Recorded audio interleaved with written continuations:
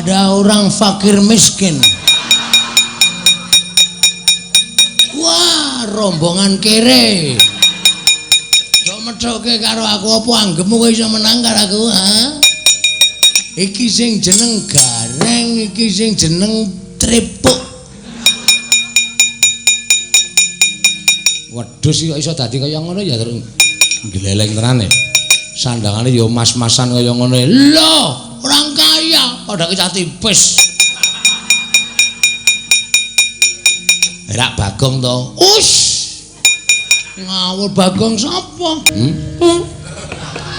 Apa ora?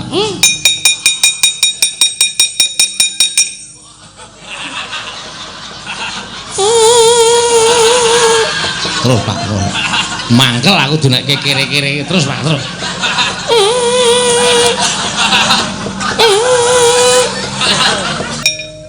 Le. Waduh, ayo keracunan nek kuwi. Bagong tenan malah keracunan piye, Truk? Wis beneng ki wae ora apa-apa ora.